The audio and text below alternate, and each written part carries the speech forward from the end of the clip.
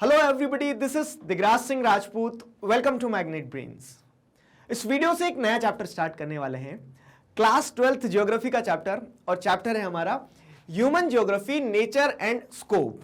अब यहां पर अगर आप देखोगे चीजों को तो आपकी ये जो प्यारी सी बुक है फंडामेंटल्स ऑफ ह्यूमन ज्योग्राफी, क्या लिखा है? Fundamentals of human geography. Class 11th की मेमोरीज अभी ताजा है, अभी क्लास 11th पास करके आए हैं हम, तो हमें पता है हमने वहां पर क्या पढ़ा था, फंडामेंटल्स ऑफ फिजिकल ज्योग्राफी। आपने ज्योग्राफी को अगर आप समझते हैं तो ज्योग्राफी को आप कैसे समझेंगे क्लास 11th और 12th में ज्योग्राफी को पढ़ने के बाद में, कि एक एस्पेक्ट जो था ज्योग्राफी का वो फिजिकल ज्योग्राफी को हमने पढ़ा है क्लास 11th में, दूसरा एस्पेक्ट जो है वो है ह्यूमन ज्योग्राफी जिसे हम इस साल पढ़ने वाले हैं। तो ये दोनों चीजें मिलकर ज्योग्राफी को बना रही है। अब सवाल बहुत सारे आते हैं कि ज्योग्राफी में इंपॉर्टेंट क्या है, ह्यूमन एस्पेक्ट ऑफ ज्योग्राफी और फिजिकल एस्पेक्ट ऑफ ज्योग्राफी, क्या पहले आता है, किसकी इंपॉर्टेंस ज्यादा है? तो वो जितने भी सवाल है ना वो डुअलिज्म को जन्म देते हैं। हम अभी आगे पढ़ेंगे डुअलिज्म, ठीक है। यह जो वीडियो है तो बेसिक इंट्रोडक्टरी वीडियो है जिसमें मैं आपको चैप्टर की थीम बताऊंगा कि चैप्टर किस बारे में है और कौन कौन से टॉपिक्स हम पढ़ने वाले हैं, ठीक है, as we have studied in class 11th, जैसा 11वीं में पढ़ के आए हो आप। अब अगर आप गौर करते हो तो क्या लिखा है, human geography, nature and scope. अब आपका ये जो चैप्टर है ये बिल्कुल सेम है किस चैप्टर के साथ, जो आपने क्लास 11th में चैप्टर 1 पढ़ा था, फंडामेंटल्स ऑफ फिजिकल ज्योग्राफी का। देखो, कहने को ये जो चैप्टर्स हैं अधिकतर स्कूल में तो छोड़ भी देते हैं, लेकिन ये बहुत इंपॉर्टेंट चैप्टर्स होते हैं इनिशियल, आपको क्योंकि एक कंसेप्ट समझ में आता है, ठीक है। फैक्ट्स नहीं पढ़ोगे आप इस चैप्टर में ज्यादा, लेकिन कंसेप्ट जो समझ में आ जाएगा वो जीवन भर काम रहेगा।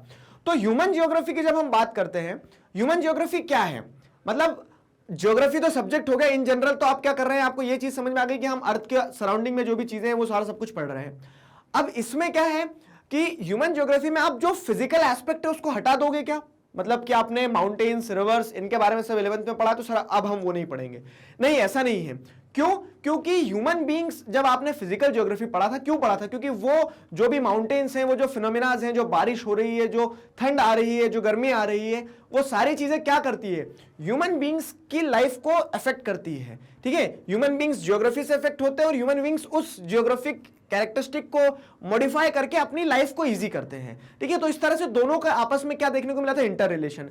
तो एसेंस आप क्लास 11th में ही पढ़ चुके हो कि दोनों एक दूसरे से अलग नहीं है, ठीक है। वही चीज बताई गई कि geography as a field of study is integrative, empirical and practical, ठीक है। यहां पे सब कुछ साइंटिफिक है। अब इसीलिए ज्योग्राफी को एक साइंटिफिक सब्जेक्ट भी कहा जाता है कि चीजें जो है एक साइंस की तरह चल रहा है और वो साइंस हम समझते हैं, पढ़ते हैं, जानते हैं, क्यों? क्योंकि हमारी लाइफ को वो इन्फ्लुएंस करता है। तो ज्योग्राफी का वो एस्पेक्ट जो ह्यूमन बीइंग्स इन्फ्लुएंस होने के बाद में फील कर रहे हैं, समझ रहे हैं, वो आप ह्यूमन ज्योग्राफी में पढ़ते हो। ह्यूमन बीइंग्स का रिलेशन कैसा है फिजिकल ज्योग्राफी के साथ में, वो आप ह्यूमन ज्योग्राफी में पढ़ते हो। आया समझ में? तो thus the reach of geography is extensive and each and every event or phenomenon which varies over space and time can be studied geographically। Connect कर पा रहे हैं कि अब आपको पता है कि geography, physical geography, over the period of time, over the space, ठीक है। तो हर जगह ज्योग्राफी वेरी कर रही है, ज्योग्राफी से जुड़े हुए फिनोमिनास वेरी कर रहे हैं, इवेंट्स वेरी कर रहे हैं, और उनका इंपैक्ट जो होने वाला है, उनका इफेक्ट जो होने वाला है किसके ऊपर, कह सकते हैं ह्यूमन बीइंग्स के ऊपर, वो भी क्या करता है, वेरी करता है। इसीलिए हम हर चीज को ज्योग्राफिकली पढ़ सकते हैं, ठीक है। thus everything can be studied geography। तो concept is very simple, physical geography studies physical environment, ठीक है, and human geography studies the relationship between physical, natural and the human worlds. तो ह्यूमन वर्ल्ड्स और वो जो फिजिकल इन्वायरमेंट है, उन दोनों के बीच का जो रिलेशन है वो आपको ह्यूमन ज्योग्राफी में जानने को मिल जाता है। क्लास 11th में आप फिजिकल ज्योग्राफी पढ़ के आए हो, आपने पूरा का पूरा फिजिकल इन्वायरमेंट को समझा है, फिजिकल इन्वायरमेंट में से चीजें कैसे काम करती है। अब उसी फिजिकल इन्वायरमेंट में ह्यूमन बीइंग्स रहते हैं, तो वो जब आप ह्यूमन बीइंग के रिलेशन में पढ़ते हो ना उस फिजिकल इन्वायरमेंट को, वो क्या बन जाता है, वो बन जाता है आपका ह्यूमन ज्योग्राफी, ठीक है। The spatial distribution of human phenomena and how they come about, the social and economic differences between different parts of the world. So these all are the themes of human geography, ठीक है। Broadly अगर समझोगे तो human beings का कैसा interaction है, कहीं पे आपको ह्यूमन बीइंग्स ज्यादा दिख रहे हैं, कहीं पे कम दिख रहे हैं, कहीं पे उनकी सोशल एक्टिविटी अलग है, कहीं पे इकोनॉमिक एक्टिविटीज अलग है, और इन सारी एक्टिविटीज पे, सोशल, इकोनॉमिक, कल्चरल एक्टिविटीज पे ज्योग्राफी का कैसे इन्फ्लुएंस होता है। सिंपल सी चीज है क्या, कि जो पोलर रीजन में रह रहे होंगे तो उनका आप जैसे ड्रेसिंग स्टाइल देखोगे तो मोटे कपड़े पहनेंगे, क्यों? क्योंकि वहां ज्योग्राफी उनको उस चीज के लिए क्या कर रही है, इन्फ्लुएंस कर रही है। अब जो डेजर्ट में रह रहे हैं तो वो पतले कपड़े पहनेंगे, ठीक है। तो ये जो पूरा एस्पेक्ट है ना कि ह्यूमन बीइंग्स का ज्योग्राफी के साथ में क्या रिलेशन है, अलग अलग जगह पे, वो आप क्या करते हैं, वो आप ह्यूमन ज्योग्राफी में पढ़ते हैं। तो ये एसेंस है, ठीक है, ये एसेंस है। तो अब अल्टीमेटली आप ऐसे समझ सकते हो कि जो आपने क्लास 11th में भी इसी डायग्राम के साथ में स्टार्ट किया था ना, कि physical geography provides the physical environment, ठीक है, इट प्रोवाइड्स द स्टेज, ठीक है, physical geography provides the physical environment जो होता है, it provides the stage for human societies to perform their drama, ठीक है। और वो जो ह्यूमन सोसाइटी ड्रामा परफॉर्म कर रही है ना, उस ड्रामा का जो परफॉर्मेंस है in context of physical environment, उसे हम ह्यूमन ज्योग्राफी के एस्पेक्ट से पढ़ते हैं। ड्रामा संभल के परफॉर्म करना चाहिए, ठीक है, मॉरल ऑफ दिस जीआईएफ। अब आगे बढ़ते हैं। तो geography emphasises on the study of nature and human beings, ठीक है। ह्यूमन ज्योग्राफी की अगर हम मतलब इन जनरल बात करें तो नेचर की और ह्यूमन बींग्स की स्टडी करते हैं हम। Subject to the debates of dualism. अब जो मैंने आपको स्टार्टिंग में बताया कि यहाँ पे geography is not free from the question of dualism. Dualism मतलब क्या होता है, जिसे दो डायमेंशंस दिखाए जा रहे हैं आपको, ठीक है, दो पार्ट दिखाए जा रहे हैं, वहां डुअलिज्म, द्वैतवाद की बात की जाती है। डुअलिज्म में क्या होता है कि हमेशा आपको दो एस्पेक्ट देखने को मिलते हैं, जैसे रात और दिन, ये डुअलिज्म को दर्शाते हैं, दुख और सुख, ये डुअलिज्म को दर्शाते हैं। तो वैसे ही आप देखोगे ना, तो geography is also a subject suffering from the questions of dualism. जैसे whether geography as a discipline should always law making, theorising, ठीक है, जिसे क्या कहा जाता है, नोमोथेटिक और द डिस्क्रिप्टिव आइडियोग्राफिक। मतलब ज्योग्राफी को आप जैसे फिजिकल ज्योग्राफी बोल सकते हो कि हाँ ऐसे ऐसे क्या होता है, बारिश होती है, ठीक है, मॉनसून आपने समझा दिया।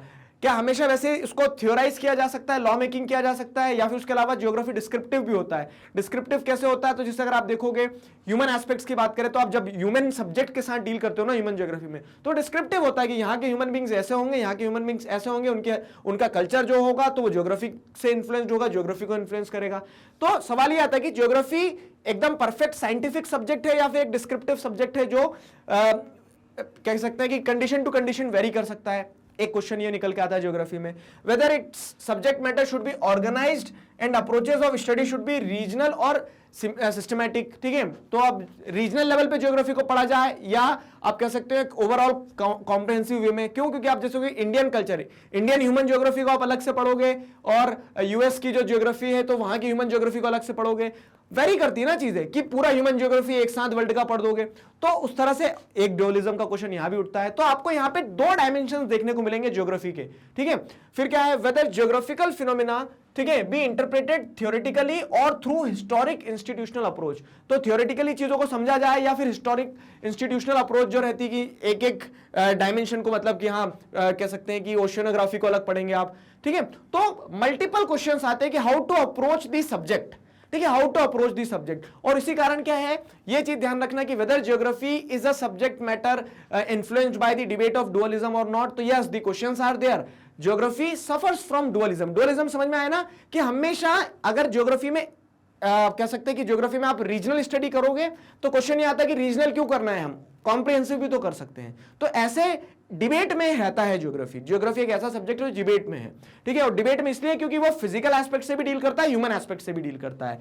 लेकिन अगर आप समझेंगे ना तो finally you will appreciate that the dichotomy, dichotomy मतलब क्या है, ये dualism, dichotomy between physical and human is not very valid one, ठीक है। लेकिन ये जो हम डिफरेंशिएशन कर रहे हैं कि एक फिजिकल अलग है, एक ह्यूमन अलग है, ज्योग्राफी का एस्पेक्ट, तो वो अपने आप में उतना वैलिड डिफरेंशिएशन, अपने आप में उतनी वैलिड डाइकोटॉमी नहीं है। क्यों नहीं है? क्योंकि because nature and human are inseparable element and should be seen holistically and this is the essence, this is the essence, ठीक है, टू आंसर द डाइकोटॉमी और डुअलिज्म। अगर आप डुअलिज्म में फंस गए हो, ठीक है, how to end the dualism, debate of dualism in geography, आप ह्यूमन बीइंग्स को इंपॉर्टेंस दोगे या फिर फिजिकल एनवायरनमेंट को इंपॉर्टेंस दोगे ज्योग्राफी में, तो सीधा सा आपको जवाब क्या देना है कि ये जो आप डुअलिस्टिक नेचर दिखा रहे हैं, ये जो डाइकोटॉमी बता रहे हैं ह्यूमन बीइंग्स और फिजिकल एनवायरनमेंट के बीच में, it is not the valid one. Why? Because both nature and humans are inseparable. दोनों एक दूसरे में इस तरह से गुथे हुए हैं कि आप उन्हें अलग नहीं कर सकते हो। जैसे फॉर एग्जाम्पल क्या है कि हमारी हर चीज हमारे नेचर से गवर्न की जाती है। ह्यूमन ज्योग्राफी में आप पढ़ोगे कि एग्रीकल्चर सेक्टर जो है, मनुष्य जो है तो कैसे पहले प्रिमिटिव एग्रीकल्चर फार्मिंग को प्रैक्टिस करते आ रहा है। फिर आप देखोगे कि ज्योग्राफिकली धीरे धीरे, मतलब उसको ज्योग्राफी के पर्सपेक्टिव से देखोगे तो वो जो प्रिमिटिव सब्सिस्टेंस फार्मिंग थी वो बदलते चले गई, कमर्शियल फार्मिंग आज कर रहा है। लेकिन वो सारा सब कुछ कब कर रहा है? जब बारिश हो रही है। बारिश क्या हो गया? फिजिकल एस्पेक्ट ऑफ ज्योग्राफी हो गया। तो वो फिजिकल एस्पेक्ट और ह्यूमन एस्पेक्ट दोनों आपस में जुड़े हुए हैं, आप उन्हें अलग कर ही नहीं सकते हो। तो the question of dichotomy is not the valid in itself. Getting the idea, समझ में आ रही है चीजें? तो उस तरह से आपको थीम समझ में आना चाहिए कि ह्यूमन ज्योग्राफी जो है उसको सिर्फ ऐसा ना देखा जाए कि हम सिर्फ ह्यूमन बींग्स को पढ़ेंगे और 12th 11th में जो हम पढ़ के आए थे वो सिर्फ फिजिकल इन्वायरमेंट था। हम दोनों का इंटीग्रेटेड नेचर जो है उसे हमें समझना होगा, ठीक है। इनफैक्ट आप देखोगे ना तो काफी हद तक आपको क्या देखने को मिलता है, आप देखोगे तो हम ज्योग्राफी को मेटाफर की तरह यूज करते हैं। जैसे हम क्या कहते हैं, आई ऑफ द साइक्लोन, साइक्लोन बनता है ना, तो साइक्लोन में हम बीच में जो कह सकते हैं कि लो प्रेशर एरिया रहता है उसे क्या कहते हैं, आई ऑफ द साइक्लोन। तो आंख तो इंसानों की होती है, फिर आप ये ज्योग्राफी को आंख क्यों दे रहे हो, ठीक है। तो वो क्या है, वो हमारा मेटाफर का एक यूज करने का तरीका है। साथ ही साथ में आप क्या कर रहे हो, मेटाफर समझते हो कि जब आप क्या कर रहे हो, किसी चीज को एक वो एट्रीब्यूट दे रहे हो जो उसका नहीं है। जैसे ह्यूमन एट्रीब्यूट्स होता है ना, आंखें, तूफान की कहां से आंख होगी, लेकिन हम उसको दे रहे हैं, तो मेटाफर। जैसे ब्रेव लाइक अ लायन, ठीक है, आप शेर की तरह तो बहादुर नहीं होते, लेकिन वो एक मेटाफर हो गया, ठीक है। तो जैसे आप आई ऑफ द साइक्लोन बोल रहे हो, आई ऑफ द साइक्लोन के बाद में नेक ऑफ द स्टमस बोलते हो, आप माउथ ऑफ द रिवर बोलते हो। अब तो ऐसा तो नहीं रिवर का मुंह है, कुछ को खाना खाएगी वहां से, लेकिन वो क्या है, वो आपने वो जो मेटाफर यूज कर रहे हो, तो वो ये अपने आप में दर्शाता है क्या कि हम ज्योग्राफी को ह्यूमन बींग्स का एक इंटीग्रेटेड पार्ट मानते हैं, ह्यूमन बींग्स की तरह मानते हैं, ठीक है। इनफैक्ट जैसे आप देखोगे तो ऑर्गेनिजम्स रेफर किया जाता है बहुत सारे जर्मन स्कॉलर्स की तरफ, ठीक है। जो रिवर्स वगैरह हैं तो रोड्स हैं, कम्युनिकेशन लाइन से होते हैं, आर्टरीज ऑफ इकोनॉमी कहा जाता है, ज्योग्राफी कहा जाता है। तो इस तरह से एक इंटीग्रेटेड नेचर आपको देखने को मिलता है, ठीक है। और वही चीज आपको कहां देखने को मिलेगी कि जो अलग अलग स्कॉलर्स डिफाइन करते हैं ना कि ज्योग्राफी क्या है, तो वो अपनी डेफिनेशंस में भी बताते हैं कि ज्योग्राफी जो है फिजिकल और ह्यूमन ज्योग्राफी दोनों का एक तालमेल ही है, ठीक है। तो जैसे आप रेड्जल की अगर डेफिनेशन को पढ़ते हो तो human geography is the synthetic study of relationship between human societies and earth surface. तो यहां पे सिंथेसिस को दर्शाया गया है कि दोनों के बीच में क्या है, एक सिंथेसिस बना हुआ है, ठीक है, दोनों के बीच में एक बैलेंस बना हुआ है, ठीक है। ह्यूमन ज्योग्राफी के बीच में भी और फिजिकल ज्योग्राफी के बीच में, ह्यूमन सोसाइटी और अर्थ सरफेस के बीच का सिंथेसिस बताया है। और देखोगे तो अब जैसे एलन सैंपल की अगर डेफिनेशन देखते हैं तो human geography is the study, ठीक है, study of what, the changing relationship between unresting man and the unstable earth. Earth है, अर्थ भी अनस्टेबल है, उसमें बदलाव आते हैं। मैन जो है तो वो भी क्या है, सीधा नहीं बैठता है, ठीक है। यहां पे समझोगे तो अनरेस्टिंग मतलब इट कीप्स ऑन मूविंग, ही और शी कीप्स ऑन मूविंग। तो उसके चलते क्या है, यहाँ डायनामिज्म को दर्शाया गया कि ज्योग्राफी एक स्टेशनरी चीज नहीं कि बस एक बार पढ़ के खत्म कर दिया। अब वो उनके बीच में सिंथेसिस कंटिन्यूसली डेवलप होता है, उनके बीच में डायरेक्ट इंटरेक्शन होता है, तो डायनामिज्म भी है, बदलाव भी आते रहते हैं ज्योग्राफी में, ठीक है। और बदलाव जो आ रहा है तो दोनों ह्यूमन और फिजिकल ज्योग्राफी के दोनों के ही नेचर में है, ठीक है। Dynamism in the relationship is the keyword in Semple's definition. और देखो तो the conception resulting from the more synthetic knowledge of the physical laws governing our earth of the relations between the living beings which inhabit its, ठीक है। तो जो living beings रह रहे हैं कहां पे रह रहे हैं, तो जैसे अगर हम देखेंगे अर्थ के ऊपर और अर्थ, ठीक है, उनके बीच में रिलेशनशिप है, ठीक है। इसी रिलेशनशिप को दर्शाया है किसने, ब्लैच ने अपनी डेफिनेशन में। तो human geography offers a new conception of inter relationship between earth and human beings, ठीक है। तो ह्यूमन ज्योग्राफी आपको वही दर्शाती है क्या कि एक इंटर रिलेशनशिप है। तो ये कुछ डेफिनेशंस थी जिससे हमें समझ में आता है कि स्कॉलर्स खुद, जो ज्योग्राफर्स खुद है, वो क्या मानते हैं कि हाँ ह्यूमन ज्योग्राफी क्या है, सिर्फ ह्यूमन एस्पेक्ट्स को नहीं पढ़ना है आपको, फिजिकल ज्योग्राफी है तो सिर्फ फिजिकल एस्पेक्ट को नहीं पढ़ना, उनके बीच में एक इंटर रिलेशन है।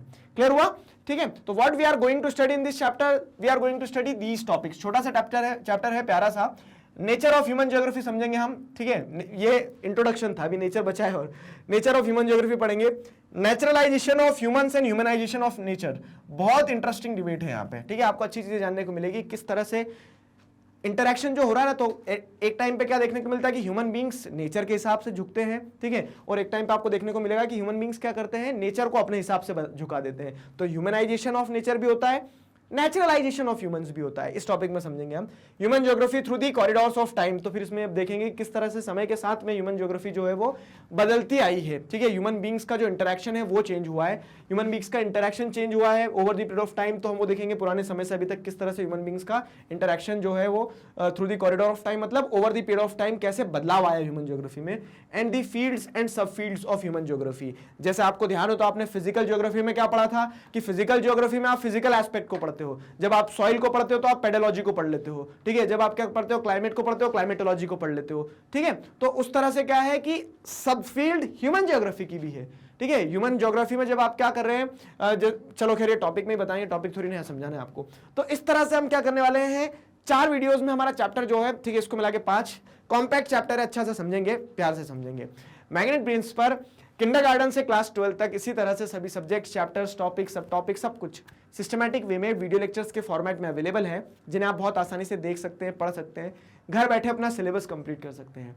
अपने जूनियर्स और सीनियर्स को जरूर बताइए मैग्नेट ब्रेन्स के बारे में। मिलते हैं नेक्स्ट वीडियो में। Till then stay connected, keep learning. Thank you very much.